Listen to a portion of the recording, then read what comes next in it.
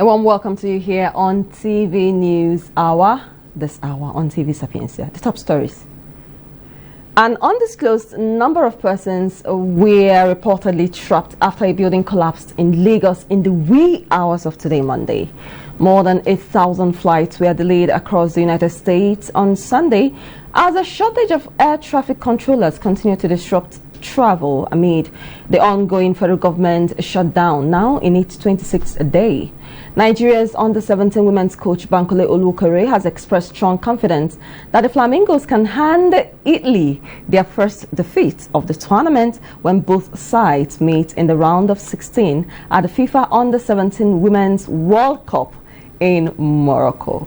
My name is Chioma Vicchukwemeka. Thank you so much for joining us. Now on the news in full. We begin from Lagos, where an undisclosed number of persons were reportedly trapped after a building collapsed in Lagos in the wee hours of today, Monday. It was disclosed in the situation report released by the director of the Lagos State Fire and Rescue Service, Margaret Adesheyi.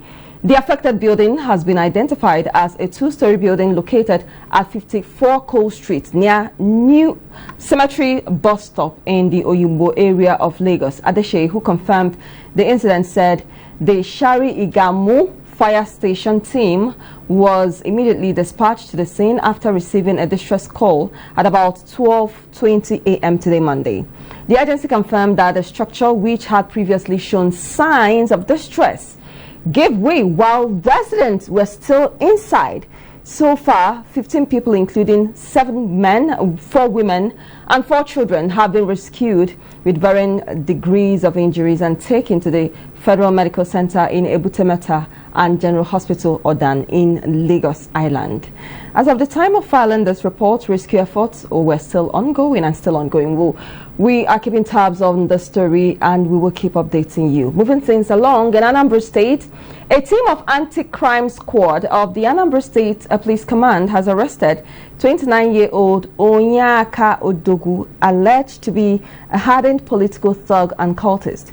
Identified as an alleged member of the Vikings confraternity, after his arrest, he had led the police team to the hideout of his members in Omo, Ayamelum local government area, where the following weapons were allegedly recovered: 2 pump action guns, 2 English-made double-barrel guns, 3 live cartridges, and a red cloth and regalia bearing cult insignia, and 3 black caps, as well as 2 red caps with inscriptions associated with Vikings confraternity.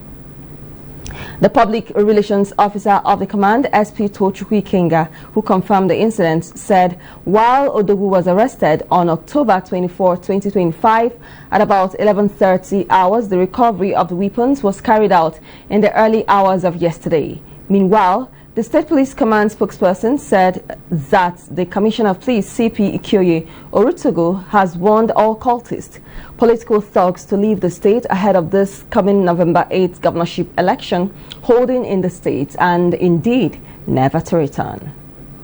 We move to health, where a distressing news. The Nigerian Association of Resident Doctors, NARD, has declared a total, comprehensive and indefinite strike beginning at 11:59 p.m. on Friday, October 31, 2025, following the expiration of a 30-day ultimatum earlier issued the federal government. In a statement signed by NARD President Dr. Mohammed Usman Suleiman, the association said the decision was reached after a 5-hour extraordinary National Executive Council NEC meeting, where members unanimously directed the National Officers Committee to commence industrial action over government's failure to address long-standing demands. The statement added that Center Presidents, General Secretaries had been directed to convene emergency Congress meetings to brief members on the NEC resolution. Suleiman accused some elements within and outside government of having evil and exploitative plans for resident doctors, vowing that NARD members would collectively resist such attempts.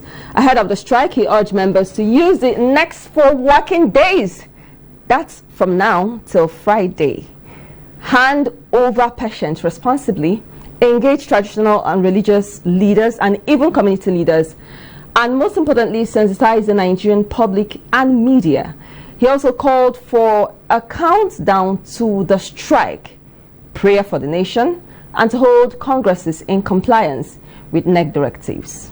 We'll take a break right now. When we return, the Association of Igbo Town Unions, ASITU, has petitioned the United Nations Human Rights Council and African Commission on Human and People's Rights and the ECOWAS courts. More on this petition will come your way after this time out. Stay with us. Glad to have you here on the news. The Association of Igbo Town Unions, ASITU, has petitioned the United Nations Human Rights Council, the African Commission on Human and People's Rights, and the ECOWAS Court of Justice over the persistent demolition of shops and properties belonging to Igbo traders and investors in Lagos. National President of ASITU, Chief Emeka Diwe, who addressed journalists in Omaha, described the demolitions as economic cleansing, lamenting that Nigeria is dying slowly from the cancer of ethnic discrimination and selective justice. ASITU dismissed the Lagos state government's claim that the demolished structures were built on waterways, insisting that affected properties were legally acquired and duly approved. The association urged affected property owners to remain peaceful and law-abiding while calling on Igbo to reinvest part of their wealth in the southeast to strengthen the region's economic base. Away from Nigeria, more than 8,000 flights were delayed across the United States on Sunday yesterday as a shortage of air traffic controllers continued to disrupt travel amid the ongoing federal government shutdown, now in its 26th day. U.S. Transportation Secretary Sean Duffy said the Federal Aviation Administration experienced staffing shortages at 22 air traffic control locations on Saturday, warning that more delays and cancellations were likely in the coming days. And according to Flight Aware, a flight tracking website, there were more than 8,000 U.S. flight delays by 11 p.m. ET on Sunday, that's 0500 WAT today, Monday, an increase from about 5,300 on Saturday. Delays have often been above average since the government shutdown began on October 1. Away from that story on shutdown, we move to sports, where Nigeria's Under-17 women's coach Bankole Oluokore has expressed strong confidence that the Flamingos can hand Italy their first defeat of the tournament when both sides meet in the round of 16 at the FIFA Under-17 Women's World Cup in Morocco.